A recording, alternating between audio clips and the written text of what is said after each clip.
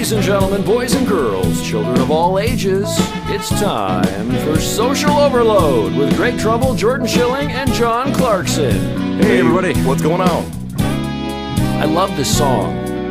Oh, beautiful song. I'm a little biased, but I don't know what it means, but I love it. he's a little more of a Black Sabbath edge, but I still like it. Kids, this is Social Overload podcast episode number 1.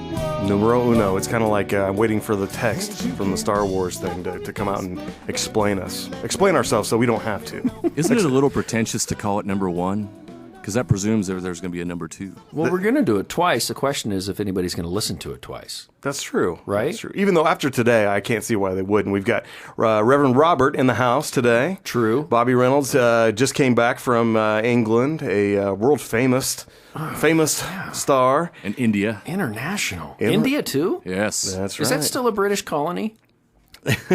And I believe he's going to another third world country, Mississippi, next week. Right. We'll have to ask him about that later in the show. Okay. Yeah, we're going to be talking to him coming up pretty soon. We've got a lot happening tonight for this first episode. Is it nighttime? I don't even know.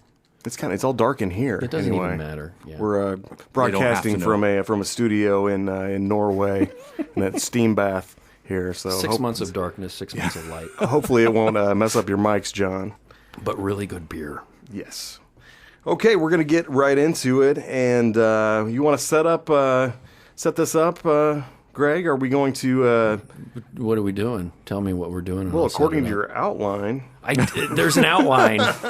It's a rundown. Don't tell him our secrets. Yeah. ancient Chinese secret. Well, the name of the podcast is Social Overload, and Social Overload is kind of a new term, new phrase, and we're just bombarded constantly with messages and social media messages, and the Facebook and the Twitter and the Instagram and the MySpace podcasts. The kids are all over the MySpace and podcasts. Yes. Right, the podcasting. We just felt so selfish. Having these conversations, we felt so selfish of ourselves not to share ourselves with other people. Why keep it to ourselves? Right. We need to share this with the world. We don't need to be part of the problem. We need to be all of the problem. Yes, exactly. So one of the big issues with social media is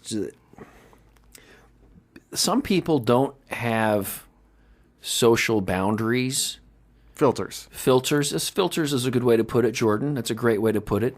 What are you talking about, Greg? Well, Give me an example. Like sometimes before social media gives everybody a voice. Everybody can speak to thousands or millions or whatever. Before social media, before this thing called the internets, you knew who not to ask, hey, how you doing? Because some people would just vomit all over you with how they're doing and tell you way more than you wanted to know. And, those people were easily identifiable, easily avoided.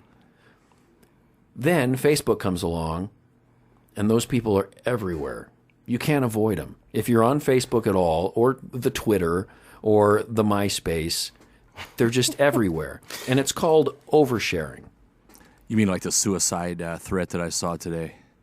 Yeah, I saw that too. Wow, Okay, we must be friends with the same person. Yeah, we'll have to talk about that in a second. I think I might know that. It's a guy, right? No, it was a girl. Yeah. It was a girl.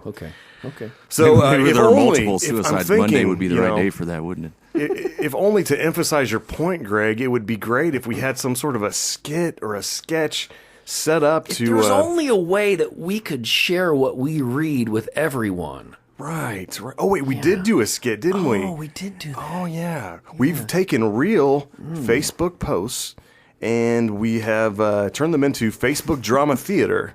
And so, should we play a clip? Yeah, just roll it. Okay, here we go, ladies and gentlemen. Whatever the kids call Facebook it. Drama Theater, Episode 1 with Jordan Schilling. Welcome to another edition of Facebook Drama Theater. These are 100% real Facebook posts you're about to hear. The names of the oversharing, overly neurotic, and generally insane have been left out to protect us from them. And this week on Facebook Drama Theater. I'm having a really bad week, people. I lost my best friend since I've known since I was 6. Because of some stupid really. Then I lost my other best friend slash baby slash cat. He died. Comma. Then my Danny died. I'm a f***ing mess. I would really like to get a new kitten or a white or tan chihuahua.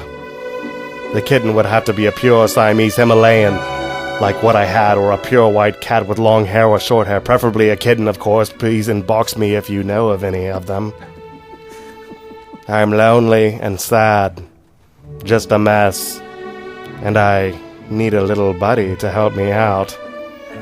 It'll never replace my gremlin or anything else. But I need one bad, please. Help this poor, desperate, lonely girl with a huge heart and a negative bank account out. Please! Exclamation point, exclamation point, exclamation point. I'm an artist.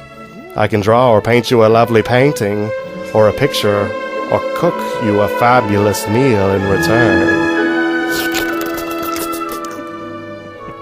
Welcome to the lifestyles of the crazy, overly neurotic, and oversharing. I just want that happily ever after already. I've dealt with enough bullshit, alright? Can I please just have one happily f***ing ever after? I don't want to be alone anymore. Shit sucks. I want to wake up to someone and make him breakfast in bed. I want to laugh uncontrollably with him or her. I'm happy with myself. I just want to be happy with someone else for a change. Is that so much to, ask for? Stay tuned for more Facebook Drama Theater. Anybody who's drinking with my stupid ass mother and talking shit about me tonight, fuck you, bitch, y'all, some rundown ass people. I'm ashamed to call family, go brush your motherfucking teeth and take a goddamn bath to keep out of your motherfucking feet. Y'all some black hillbilly motherfucker hating on me ever since my granny died. Drunk hoe ass bitch. Tune in for next week's edition of Facebook Drama Theater.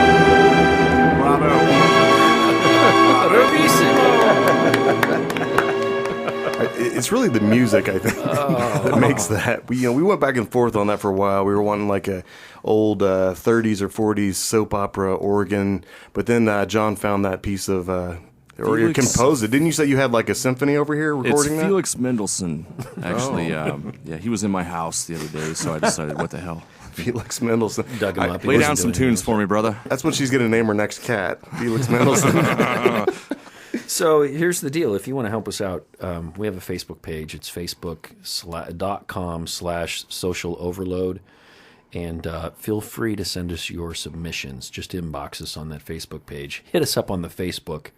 Yeah, get on the internet thing there. And Your yeah. drama submissions. Yeah, if you just have somebody on, in your friends list that just overshares. Everybody's got that friend. Just send that to us, and we're going to go ahead and perform those. If you have any suggestions on the voice, I've got probably 50 voices in my back pocket. 1,000 voices. The man of 1,000 voices. But yeah, we are going to. The show will be heavily, reliant upon user content. You guys are going to send us the content. We're going to perform it in that way. If it sucks, it's your fault. No pressure. It's good disclaimer. Yes. All right, so he has been to England. He has been to India. From the small, tiny little hamlet of Coles County, his name is Bobby Reynolds, also known as the Reverend Robert, and he's with us tonight. All right. International blues man. Hello. Hi, Welcome Bobby. to the show, Bobby. Yes. How are Bobby, good. How are you? Good. You look good from your European vacation / work trip. Nice and pale from getting back from Britain. It was actually sunnier there than it was here. Really? Yeah. When exactly were you there? I was there from the middle of July till the middle of August. Holy cow. So why were you there? Just playing shows.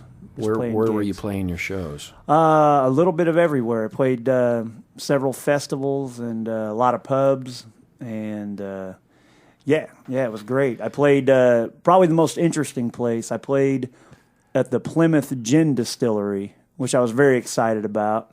I had the best gin gimlets I've ever had. Oh, that's fantastic. And fantastic. the place I played, when you went upstairs, the ceiling of the bar up there was actually the hull of a ship turned upside down. Oh, wow. And it was the room that the Pilgrim Fathers stayed in the night before they boarded the Mayflower, right outside the bar.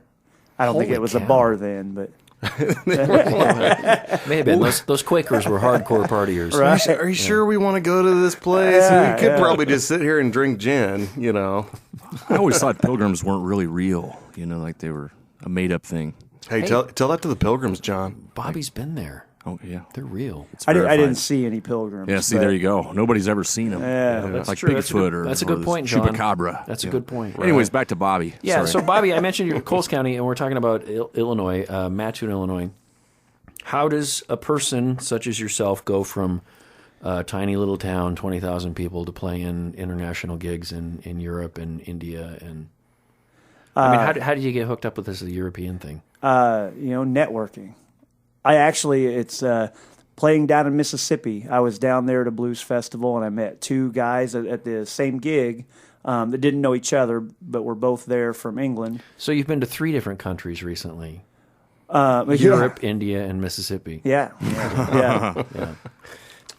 You were telling us about the guys that you met down there. Yeah. One of them, actually, he's a retired guy who's a luthier, and he what? plays a luthier, guitar builder, Oh, nice. and the other guy is actually a doctor over there, but just a big fan of really the American South. He's an amazing cook too, and one of the things he does when he's over is just he tries the food and learns how to cook some of it, and actually we've gotten to be really good friends. I mean, really with both of them. I actually performed a wedding ceremony for him and his now bride. While I was over there, and So you really are a reverend. I really am. Yeah. Wow. Yeah, you were telling me, Bobby and I are friends, and I get to hear these stories when he comes back from England, and some of the food stories I think are the best. I wanted to ask you about some of that stuff. You ate blood pudding over there? Yes. Yeah. Yeah. So tell us about some of the more eclectic, maybe like pub foods, because those are some of the cool stories I think that you come back with. Aren't maybe the London stories, but kind of the out of the way pubs that you get to play, and they make their own beer there, correct? Yeah. I mean, I'm sorry. What is blood pudding? well, I'll tell you, it's. I'm no expert on it, but I have eaten a lot of it, and they call it black pudding because it just sounds better. But it's what it is when and this goes back hundreds of years, probably longer ago. But they would take when they butchered a cow, they would save the blood, and they would make sausage by mixing the blood with different kinds of grain, like rice or some kind of grain.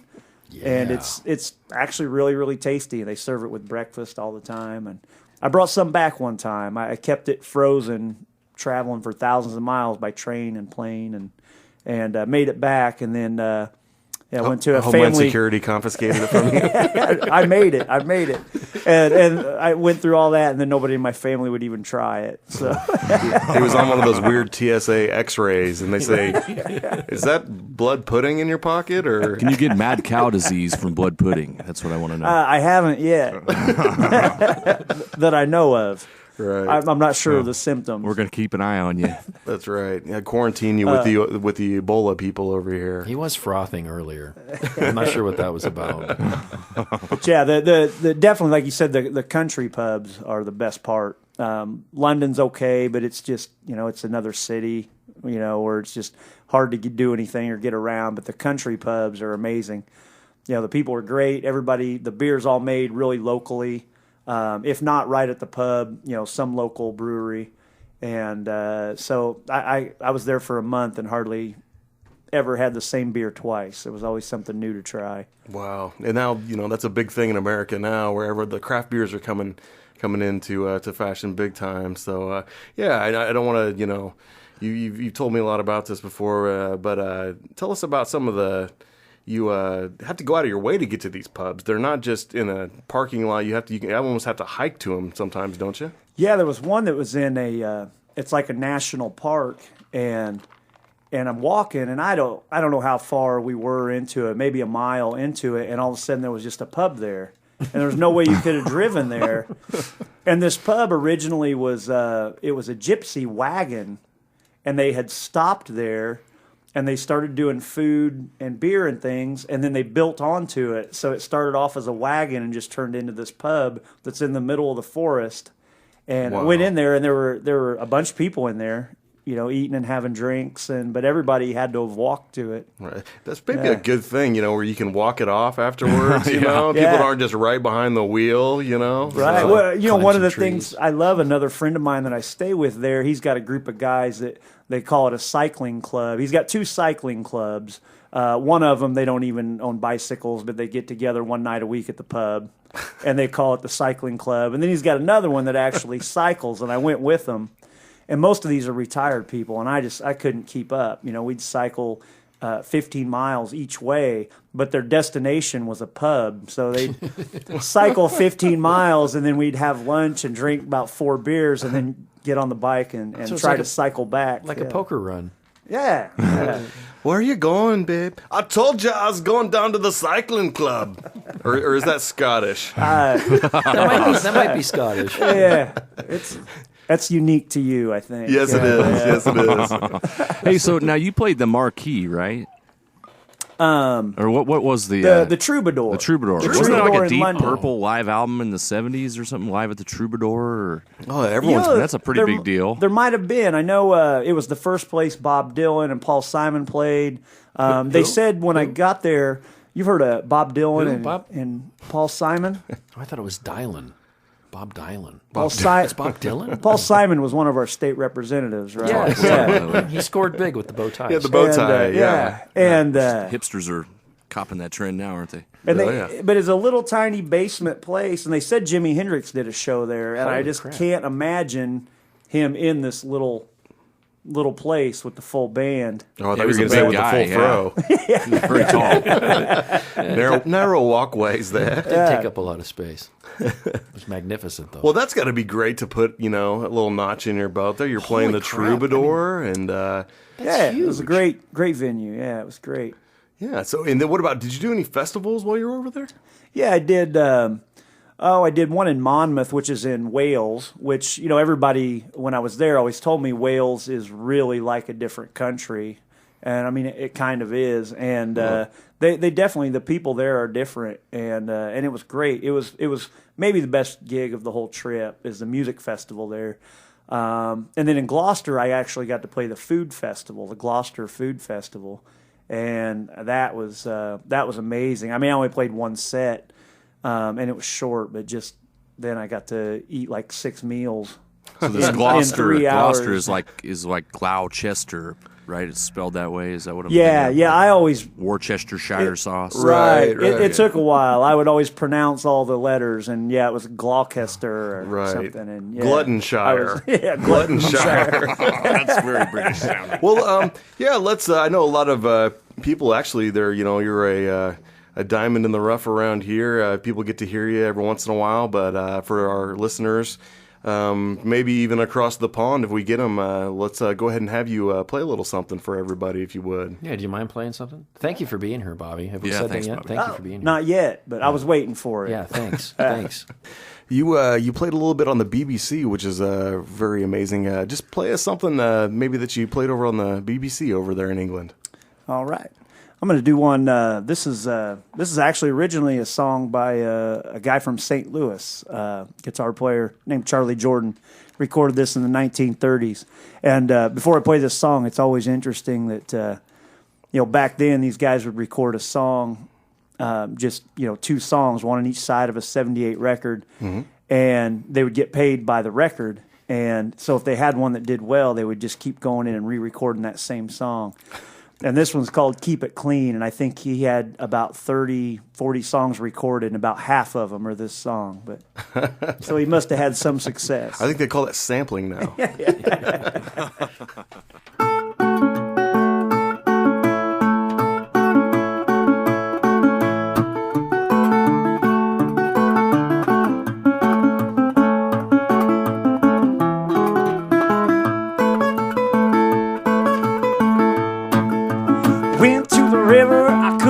across.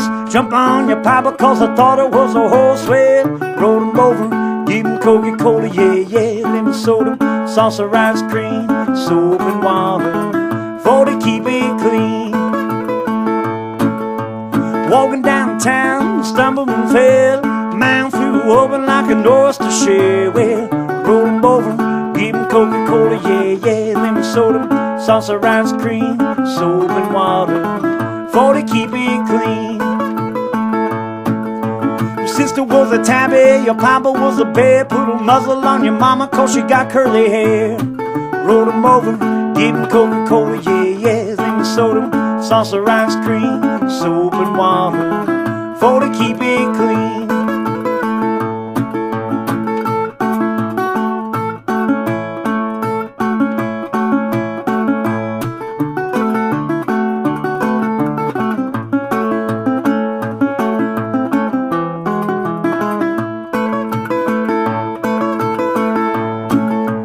Wanna go to heaven when you die?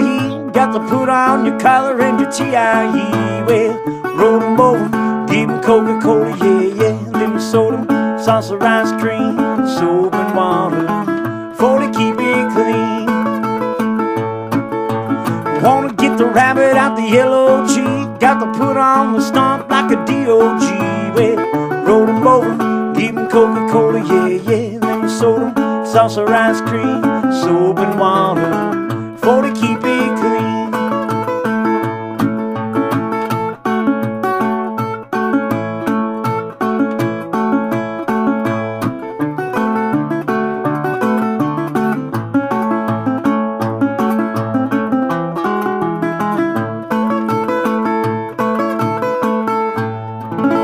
Oh, that's great. Awesome, fantastic. Man, that was Fantastic. Beautiful. Hey, man, why the blues?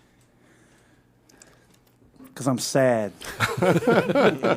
So, I mean, what is it about it? I mean, you're obviously talented, you know, you're a guitar player and all that, but what is it about the blues that draws Speaks you out? to you.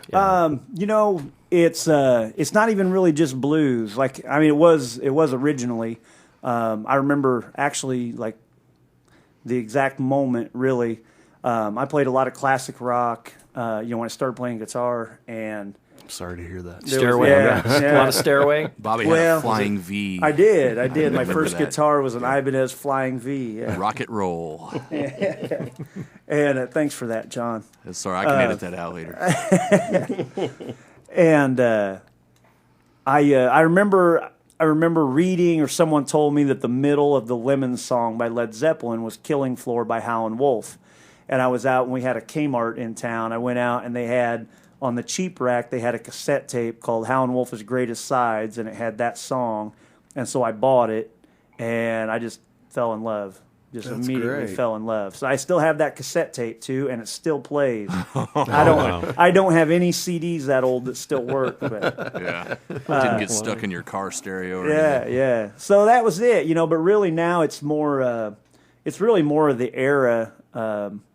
You know, not just blues. I love that 20s, 30s through the 40s. And is that Delta? That song wasn't. Is that what Delta is, or? Yeah, I mean, Delta Blues was I mean, back then, especially in the 20s, like the 20s are right when they started recording people. So every area had its own style of music.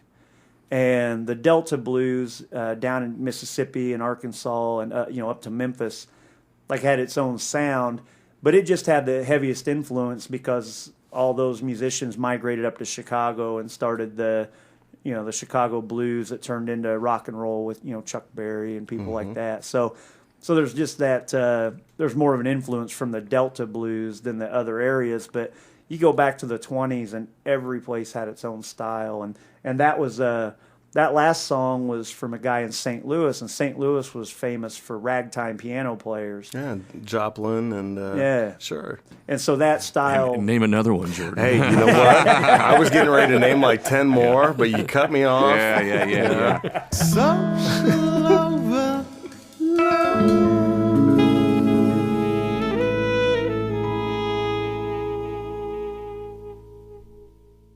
The more you know it, the more you're growing, showing the stuff you know it.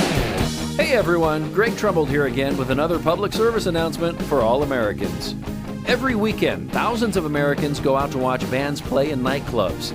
These bands play on these things we call stages. Generally, it is safe to assume that someone on a stage will get more attention than someone in the audience, but that's where you come in. Yes, I'm talking to you, guy who yells, "Play some Skinnerd," or simply "Skinnerd," or "Freebird." Sadly, 1 in 5 American men under the age of 25 have yelled "Skinnerd" at a band, few of them realizing that this joke was funny once, way back in 1977. So next time you're feeling starved for attention and are tempted to yell "Skinnerd," try something funnier, like talking about cancer or politics, or possibly just a knock-knock joke. You might even increase your chances of relations with the opposite sex, because together we're growing, and growing is showing with stuff you're knowing. Growing, showing, the stuff you knowing. We want to thank Reverend Robert for sitting in with us for this podcast. We're actually going to break this up into 2 podcasts for time constraints, but we want to thank Reverend Robert for sitting in with us. And you can reach him at revrobert.com, or you can hit him up on Facebook. Just search Reverend Robert and his page will come up. You can also hit us up on Facebook at Facebook.com/social overload. Remember to send us your submissions for Facebook Drama Theater. We will catch you next week with more of Reverend Robert. Give you that and you can slap it on your Facebook, baby. Let me hear you, let me know. Stick it in your YouTube. No. We'll sell us on eBay for all I really care.